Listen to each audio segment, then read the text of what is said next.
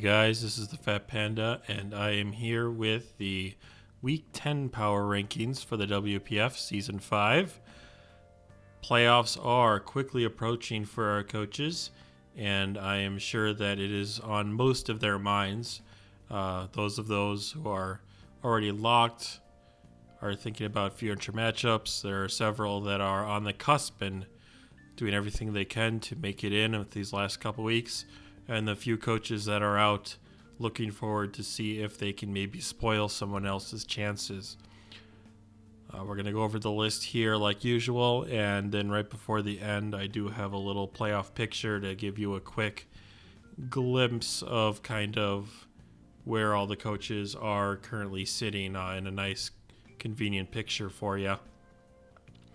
But as always, we will just start with my number one coach in the rankings, the Melbourne Lucarios, holding fast to that number one spot, racking up another win, showing that the loss they had before was just a fluke.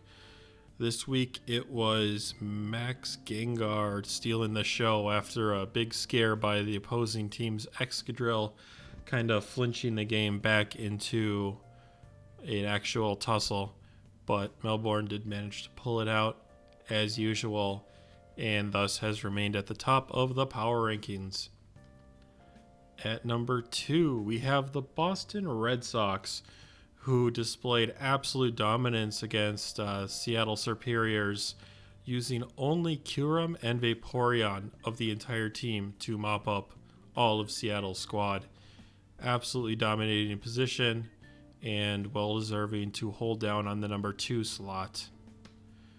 At number 3, back in his favorite position, just like last week, is the Minnesota Lycanrocs at 8-2, utilizing Aegislash for, as far as I can recall, the first time this season to an actual real effect, as it cleaned up the opponent quite easily and showed that the whole squad has a reason to exist.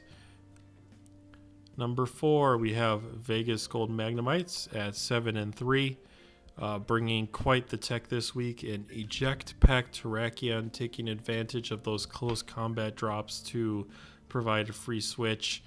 And Toronto, the opposing coach, had not really anything to deal with Terrakion in the first place outside of like a Sash Lucario, and the Eject Pack just totally ruined that plan in the first place. So excellent prep, and quite deserving to rise up from 5 to 4 this week. At number 5, we have the Farmland Farfetch'd, who stalled the ever-living shit out of Tampa Bay this week. I'd give you guys a neat little rundown of the battle, but to be honest, I don't remember much. I'm pretty sure I fell asleep at some point. I think it was mostly just Toxapex and Corviknight just walling everything, and then something happened, and then everybody died. It's a fat team. I don't remember how it ended. Yep. He's number 5. Number 6, we have the Seattle Serperior, who have fallen back to the 500 ranking, unfortunately. Hitting the number 6 slot now. Still quite in contention for the playoffs, but a horrible week this week against Boston. Just sacrificing Venusaur for absolutely nothing turn 1, throwing away his entire Darmanitan against Vaporeon, and just falling to pieces from there. Playoffs are still quite in reach if Seattle can win out, but things are not looking as good as they looked last week, unfortunately. At number 7, we have Atlanta Beedrills, whose playoff chances are absolutely rising up. Clear-cut number 1 in the division right now at 6-4, and a dominating performance by G.Max Kingler of all Pokemon last week, getting 5 KOs against Sacramento. Not something you normally expect to see out of a Kingler, but I love to see it on conventional mods, especially just steal the show, and Atlanta's been doing that this season with things like Kingler and Beware, which has been great to see. At number 8, and the victim of the Kingler sweep that I just mentioned, were the Sacramento Kingler. Kind of got bamboozled by it. I know something got crit at one point, but I think it was Blastoise, but unless the Blastoise got like a scald burn, I don't believe that there had been anything else that it was going to be able to do. So, yeah, just kind of, I guess, unprepared a little bit maybe for the GWS Kingler. I'm not really sure, but got wiped, certainly, and his playoff chances are starting to dwindle, it feels. At number 9, we have the GWS Galladiators, who have been slowly, steadily rising the past few weeks as they continue to rake up victory after victory. This week, managed to, I believe, beat the Rochester Raboot.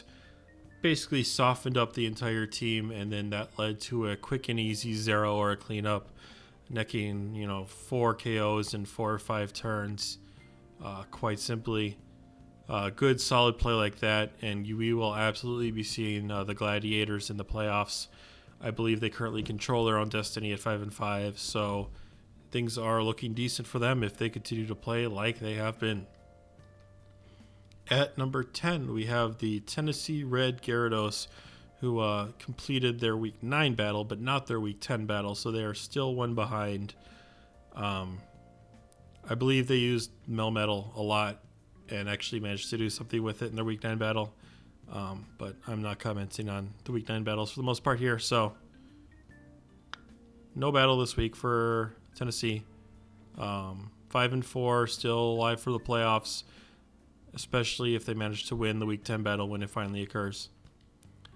At number 11, we have the Warsaw Rapidash, which are my candidate for the biggest what-if of the season.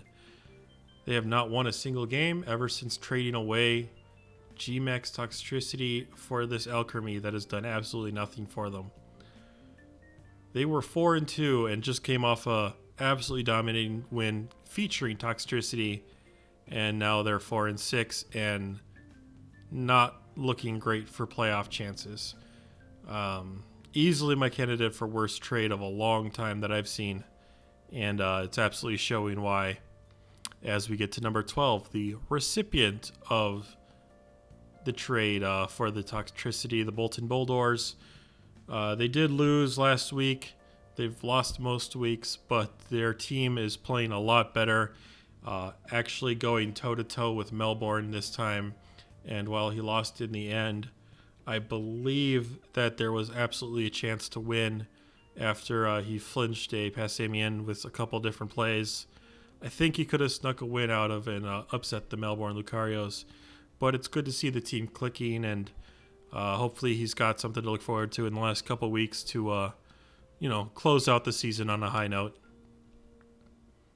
At number 13, we have the Rochester Raboot, who were the victims of the Zero Aura. The team just didn't really have any way to kind of heal up outside of Aromatisse, and once Aromatisse got too low that it couldn't safely wish anymore, Zero Aura was just able to pick off the rest of the team one by one, and that's all she wrote for that team.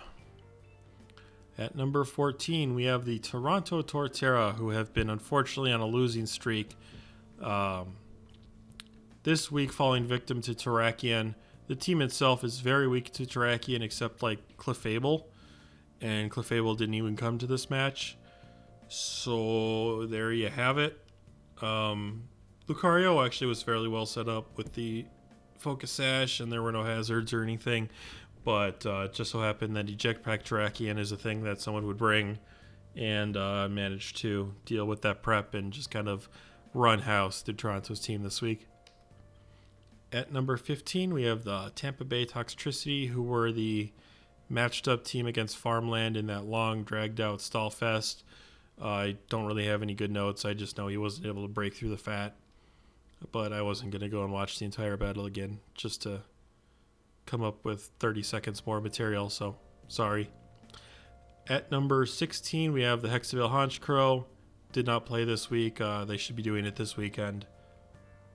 And we'll see what they do there. All right, what you guys have probably actually been waiting for, the playoff picture. So I've got it divided into conferences. Right now, we have 5 teams out of the total 8 that are going to be locked in for the playoffs. Looking at Sword Conference, both Melbourne and Boston are locked in. I don't believe any seeds of any teams are locked in, so I'm not commenting on that yet. But both of them are going to be in the playoffs for sure. As far as who's in the hunt on the Sword Conference, technically TRG, I believe, is winning the conference right now because they are 5-4 as opposed to the 6-4 of the Atlanta Beedrills. Regardless, both these teams control their own destiny right now because they face each other once more. So if either one of them wins out, they will absolutely be the representative in the playoffs. The other one could still easily make it since they're currently both 1 and 2, I believe, in the hunt. Sacramento and Seattle both need some things to go their way. They need TRG or Atlanta to lose an extra game or two, and of course they need to win out themselves. But there's absolutely a chance that one of those two teams could end up making the playoffs quite easily. As far as next season, Bolton Boldores, Hekseville Honchkrow, unfortunately, have fallen by the wayside. They're just looking to play spoiler at this point and see if maybe they can upset someone here or there. Shield Conference, we actually have 3 of the 4 teams locked in already. Minnesota, Vegas, and Farmland are all going to be in the playoffs for sure. As far as the teams in the hunt, the Gladiators are the team to beat right now. They currently control their own destiny. If they win out, they're in. Warsaw needs some things to go their way. They need the Gladiators to lose at least once, if not both of their last 2 matches. I can't remember what the head-to-head is there. And then Toronto needs a whole spoonful of help to get into the playoffs. They need to win out. They need Warsaw to lose out. They need the Gladiators to lose out. That's 6 specific matches going a certain way. It could certainly happen. We will see. And as far as in the bottom, we have the Toxtricities and the Raboots. Unfortunately, both no longer have a shot. Rochester could match the 5 and 7, which could make playoffs, but unfortunately has lost the tiebreaker to the Gladiators at this point, so they will not be able to make it in. And Tampa Bay does not have the wins required, even if they win out. Other than that, we've got a quick and dirty list for you guys to look at the power rankings. Seasonal MVPs, there's been quite a bit of shakeup in the last couple weeks. No real clear winner this season so far. The numbers for the MVPs are actually a lot lower than they usually are, so there's a lot more competition. There are a lot of 9s, there are a lot of 8s right now. No one's really managed to kind of differentiate themselves, so it'll be interesting to see who it is that finally gets to be number 1 after 2 more weeks. Playoff picture is starting to look pretty solid. I will be back with you guys next week, and we will see, if anything has been locked in or if any other coaches have been locked out. It'll be interesting to see, and I will see you guys then.